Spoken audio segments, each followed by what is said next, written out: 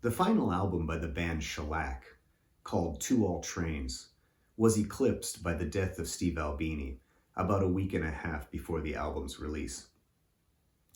Similar to David Bowie's Black Star or Leonard Cohen's You Want It Darker, the reviews seem to focus on Albini's legacy as a recording engineer and his time in Shellac and other musical projects, more than really talking about the album itself. So what I'd like to do in this video is I'd like to take a deep dive into Shellac's final record, To All Trains, and talk about the album, talk about the songs, and also talk about why it's my album of the year 2024. So if you've never heard the record before, go take a listen.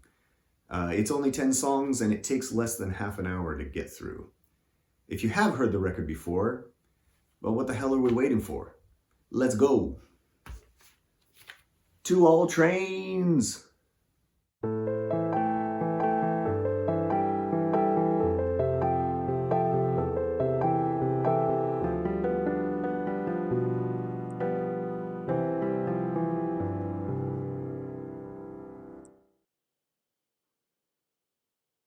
I hope there's a kid out there who's like 13, 14 years old and heard about the death of Steve Albini and maybe, heard about this record and is now going back through Shellac's catalog and all the way back to Two Nuns and a Pack Mule and Big Black, and they're just getting their mind completely blown. I really hope that's happening right now. But anyway, this is my album of the year 2024, with the caveat that I didn't listen to a lot of the music that came out this year. Some runners-up, The Thief Next to Jesus. I listened to that album quite a lot. Beth Gibbons, Lives Outgrown. That was a pretty good one.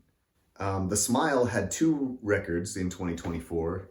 It was The Wall of Eyes and Cutouts. And Cutouts I haven't spent a lot of time with, but The Wall of Eyes I did spend some time with. Godspeed You Black Emperor. No title as of 13th February 2024. 28,340 dead. Pretty solid release from them. Eels Time. It's a good record. Dirty 3, Love Changes Everything. Melt Banana, 3+5. Beak with the four beaks. Jillian Welch, Tyler the Creator, Chelsea Wolfe, Kim Gordon, Schoolboy Q. I listened to those records. There's a whole hell of a lot more that I didn't listen to. And I don't want to do a ranking or anything like that, and I'm not interested in ranking videos. But I just wanted to say, why is this my album of the year? Well, To All Trains is my album of the year because this is the album that I listened to over and over again. I just had it on pretty much constant rotation throughout the year. And it helps that this album is so short. I mentioned it's like 28 minutes long. And so, it would finish and then I just started over again and listened to it all the way through again. So I ended up listening to it quite a lot. And I think it's a really great record. I can almost listen to it all the way through without skipping any songs. There's one song that I don't really like, but basically it's a solid piece of work. I would be curious where you rank this album or what you think of this album. If you want to leave a comment, I rank it really high. I think it's really one of their best, and maybe their best. I think it's their most accessible because it's the least offensive, and the songs are some of the shortest songs they've ever written. Yet it's really catchy. It actually has a kind of a poppiness, and yeah, it's really listenable. I feel like if you were new to Shellac and you heard this first, it would really allow you to see what the band is all about and get into their other more abrasive work. Gone are the completely self-indulgent songs like Genuine Lullabelle, Didn't We Deserve a Look at You the Way You Really Are, and House Full of Garbage. Some of those songs, especially Didn't We Deserve a Look at You, 12 minutes of like the same repetitive bass line and a really subtle guitar and not a lot happening. I think for a lot of people, they listen to that song once and then they just skip it every time. And I'm a Shellac fan, but I skip that song. I feel like At Action Park was really like a continuation of Big Black. And then Terraform was kind of it was a step in a new direction, but it's the least consistent record for me. I don't dislike it, but at the same time, like I said, I always skip the first song. And then I don't go back to that album so much for some reason. I feel like this record is a continuation of the Dude Incredible sound. On this album, I felt like Shellac musically became more accessible, kind of poppy, and Steve Albini's guitar sound was much cleaner, and it seemed like the songs were getting shorter and tighter, and still really witty, but maybe less offensive overall. And I feel like Two All Trains is a continuation of that.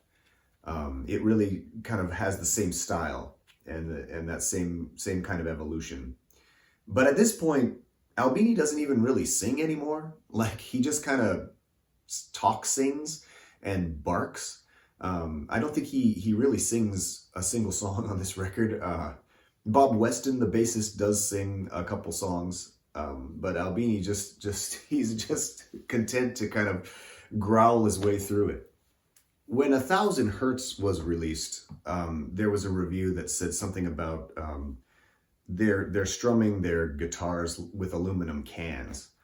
And I feel like 1000 Hertz was the last time that Albini's guitar was really un-guitar-like. And the bass also is really distorted on that record. Albini's guitar at times is like, it just doesn't sound like a guitar. It almost sounds like a synthesizer or like some weird, almost like a Casio keyboard or something on Mama Gina and stuff like that. I know that he used an Interfax harmonic percolator in the past, and then when that died, he had his friend make him sort of a replica of that pedal. But I don't know how much he uses it on Two All Trains. I feel like the guitar sound on this album, from Excellent Italian Greyhound to Dude Incredible and then up to now, his guitar sound is getting cleaner. And of course, there's the math rock thing. Shellac. Like if you go to Wikipedia and you look up math rock, there's a picture of Steve Albini there. I don't really like the term math rock. It's been applied to some of my favorite bands like Pinback, and I don't really understand it. Shellac has a lot of songs that are in 4/4 time, but the thing is that the drumming will often hit the counterpoint or it will hit off the beat. And it'll seem like it's in some weird time signature because the emphasis is so weird, and they're not all following the beat or the off beat. They're like in between, and it's like syncopated. So I guess Shellac is math rock, but I mean the time signatures are not that crazy. You can hear much crazier time signatures listening to like Tool or something like that. But I don't know. I just don't really like math, I guess. I don't really like math rock as a genre, but then again, I don't really like genre, so we don't want to get into all that. Okay, let's continue. Full disclosure, I am pulling a lot of this information from Vish Khanna's podcast, which is called Kreative Kontrol with K.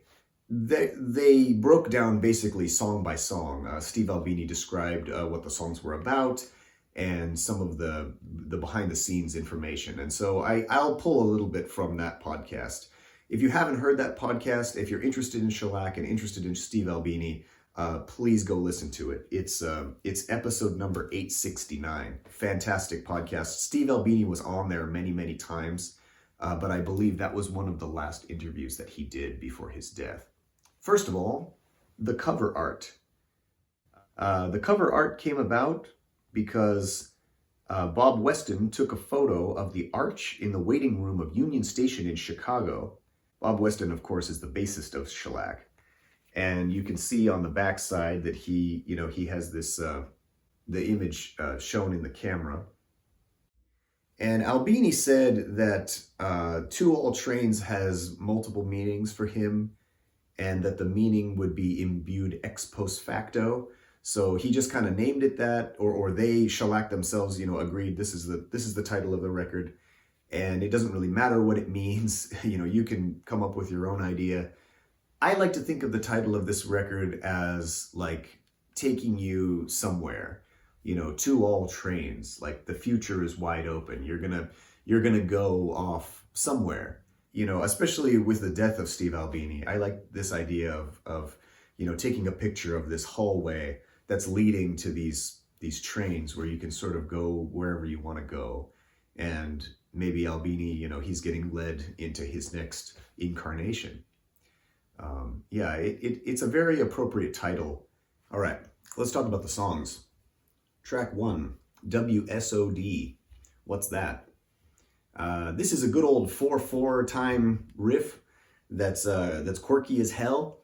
And actually, at the beginning of the song, there's like this, you know, the quirky riff begins, and then there's these chords that come in that reminded me of like 70s arena rock.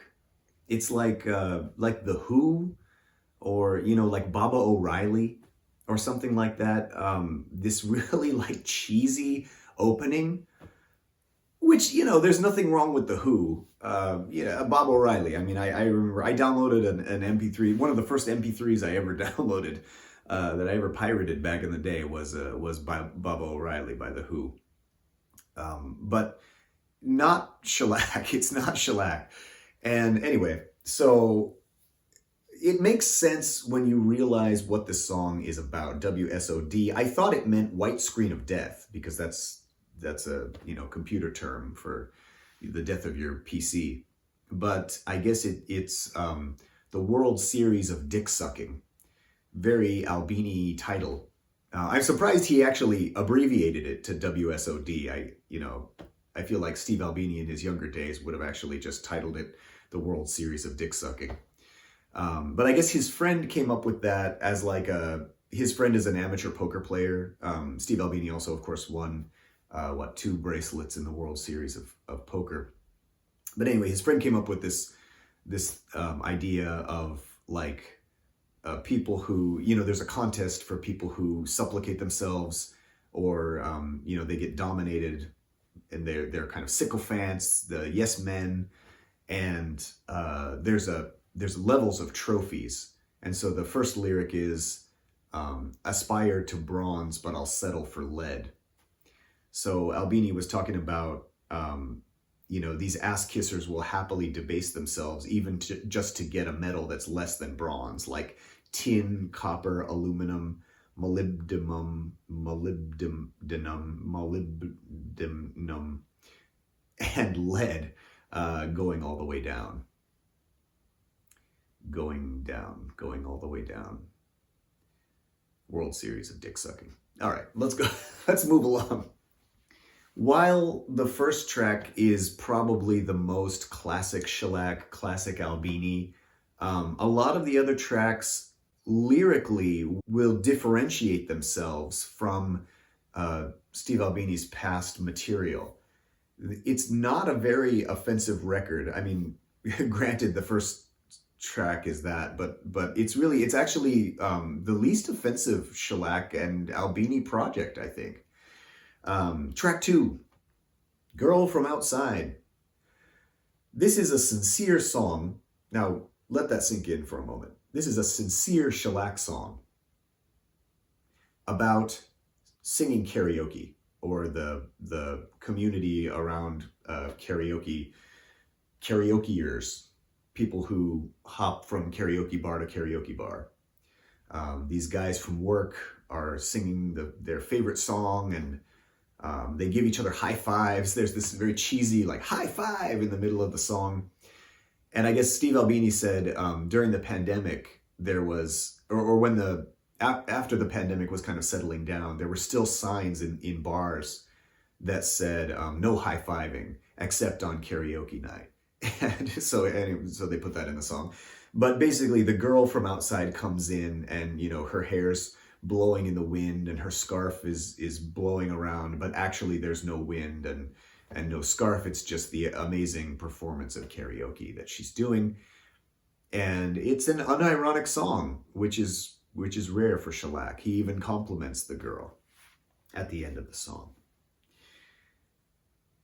Then track 3, Chick New Wave. Also a sincere song, which actually I didn't think that this was sincere. I actually thought this was a sarcastic kind of making fun of, a lot of the girl-led punk bands from, maybe the early 90s or the late 80s.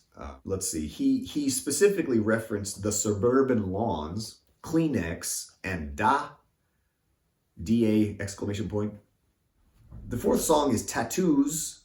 This one has a really weird time signature, going back to the time signature thing. I'm not really sure what it was. I actually played a little bit of this for Jasmine, and she doesn't like this kind of music, but she was trying, and she was like, man, I don't know what the hell this time signature is. Like, could be this, could be that. And if anybody out there, if you can count this song, leave a comment. Tell me what the hell is the time signature for Tattoos, because I would like to know.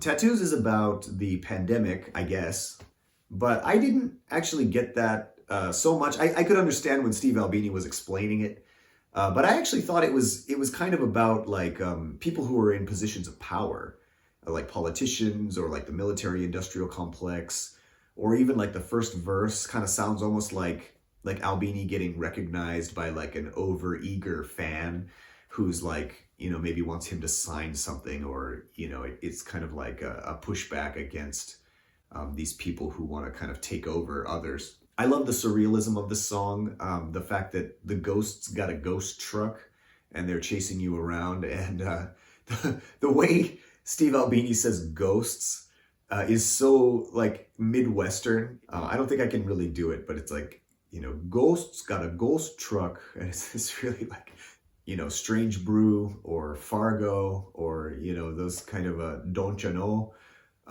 Actually on 1000 Hertz, there's a song called Ghosts. And that was actually the first time I noticed. I was like, man, Albini really sounds like a Midwestern guy. Next, I want to talk about the low point of the album for me. The low point, track number 5, Wednesday. It doesn't work for me. It just doesn't work. For some reason, my least favorite Shellac songs are all of the songs that rhyme. I don't know why that is. Like, oftentimes when the lyrics rhyme, like, I don't really like the song that much.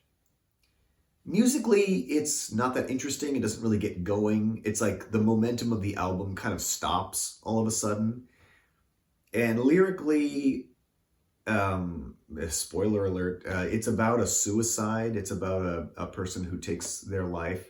But then for some reason in the middle of the song, there's like, kind of this witty look at like the word hump, what the word hump means. So Wednesday, of course, is hump day.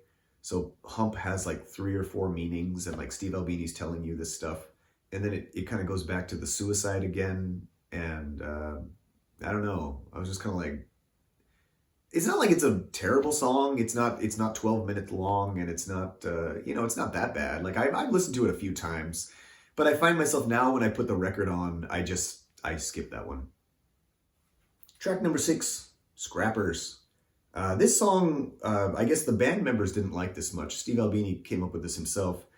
And it's about the scrapping culture in Chicago, which I wasn't really aware of that. But even in Japan, I mean, we have this kind of culture where people are collecting junk and trying to like resell it, or from abandoned buildings, they take the copper wire and then they try to sell the copper. And it seems like Steve Albini himself really admires scrappers. In fact, inside the record, the band, you can see the band members' names there, and then above each one is a scrapper's truck. All the photos taken by the bassist Bob Weston. So obviously, even though I guess the band wasn't really crazy about this song, they all have an appreciation for the scrapping culture. I mean, I thought it was a cool song. I don't know, it's fun. At first I was kind of like, this is weird, but then again, it's another sincere Shellac song. Track 7, Days Are Dogs. Some of my favorite lyrics on this album come from this song. I am today yelling instructions to tomorrow, begging its forgiveness for what all I do now, because these days are all dogs, distracted by their assholes. This song about the, time gets away from you, and, what do you do with your time? And That's a great theme, you know, timeless theme, if I can make a pun there. And there's another part. He says, "I am the last day of your life, lived beyond all expectation. My wives and concubines are all fecund and pulchritudinous, and I hope that that's correct, the way that I use pulchritudinous." It's like, now that's some good Albini wit right there. I didn't really like the hump thing in the song Wednesday, but this pulchritudinous, and this song is great. It's just excellent lyricism. I feel like on this song, Shellac has really mastered the art of like the short punk song. I don't know if you like consider this like a punk song. I don't want to get into the whole genre thing, but Shellac has mastered the short punky or post-punky, aggressive, abrasive song. Great lyrics, great riff. It just punches you and then it's done. And I feel like this whole album is just them at their peak. Like they have mastered the form. And it's such a shame that, you know, this is the final record. Track number 8, How I Wrote, Elastic Man, Cock and Bull. This was my second least favorite song on the album. It's not really a bad song, but it kind of meanders. This song was inspired by the experimental novel Cock and Bull by Will Self, where the football player, the vagina forms on the back of the football player's knee. And Albini, in the song, Albini says, "Begin again." And I was thinking the begin again was almost like a reincarnation, or like the act of creation, you know, the artist trying again and again to get it right. But I guess it's from that novel. This song kind of reminded me of another Shellac song, which is called Song Against Itself. The concept is kind of similar. Like this song is about writing a song, and as you're listening to the song is forming or something like that. I don't really know so well. He was explaining it on the podcast. You go listen to it. You can try to figure it out. The guitar riff reminded me of Southbound Pachyderm by Primus from the record Tales from the Punch Bowl. I kept thinking of that song, Southbound Pachyderm, as I was listening to that, and I was kind of giggling to myself. I'm sure there's no connection there, but it was kind of funny. Track number 9, Scabby the Rat, my all-time favorite. I did a video already with Jasmine. We talked about Steve Albini, and we talked about Big Black, the song Kerosene, and we also talked about Shellac's Scabby the Rat. I love this song. It's a fantastic song. It's my favorite Shellac song. It's a perfect song. It's so interesting, you know, it doesn't really have a chorus. It's repetitive, but the lyrics are so funny. Even if you don't know that there is such a thing as Scabby the Rat, which I didn't know that at first, it's just such a funny, amazingly poppy, and it sticks in your head kind of song. And it's short, it's beautiful. I always thought that Dude Incredible, the song Dude Incredible, which is the first track on the album Dude Incredible, I always thought that song was probably the poppiest Shellac song. And like every time I would listen to it, I was like, that's an incredibly catchy song for Shellac. With the exception of Prayer to God. Actually, Prayer to God also gets stuck in my head. Kill him, just kill him, fucking kill him. That also... But Scabby the Rat, the first time I heard it, I was like, what the hell? This is amazing. And I just like immediately repeat. And I was like, this is like already one of my favorite songs of all time. The final track, I Don't Fear Hell, is strangely the perfect send-off for Steve Albini. This song is great. It's a little bit of a slow burn, but as an album closer, it's a great song. And it has, I believe it's also in the 4/4 time signature, even though it has this really weird, like the counterpoint emphasis. And when Albini comes in, when his vocals come in, also his guitar comes in, and it's like, it's completely off of the bass and the drums in a perfect way. But it made me really confused, and I forced Jasmine to listen to it, and she was like, I think it's in 4/4 time. But again, if anybody out there knows about time signature, let me know, because I'm not really sure. I just want to read a couple of the lyrics here. Something, something, and when this is over, I'll leap in my grave like the arms of a lover and go. I don't fear hell. The floor show would be incredible. And then that repeats the something, something, when this is over. I'll leap in my grave like the arms of a lover. If there's a heaven, I hope they're having fun. Because if there's a hell, I'm going to know everyone.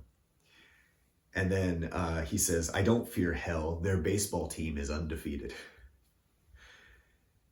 Albini has come a long way from the Mama Gina on 1000 Hertz, where he said, I don't believe in heaven. The thing that I love the most at the end of this song, as the outro is kind of drifting along, the bass and the drums eventually kind of drop out. And then the very last thing that you hear on the record is Steve Albini's guitar strumming this kind of dissonant chord, and it just rings out. And that's the end of the record. And I thought, how fucking perfect is that? How absolutely perfect is that, as his final musical statement. It's just amazing how it all kind of wrapped up at the end. So yeah, To All Trains. It's my album of the year. I'm sorry if this video was super long. I get really excited. This video is probably longer than the album itself. But anyway, if you love this album as much as I do, if you have a favorite song, if you want to talk about this, please give me some comments. If you've never heard this before, if you're hearing it for the first time, please tell me what you think about it. What's your favorite song? I would love to know. And also, what's your favorite album of 2024? I'd like to know that as well. Nobody's really commenting on our videos at this point, which is fine. And we're just doing this for fun. But if you're out there and you've made it this far into the video, I just want to say a very heartfelt thank you. And I hope that you'll come back again sometime. And please don't hesitate to leave a comment. Thank you so much for watching. I'll see you again.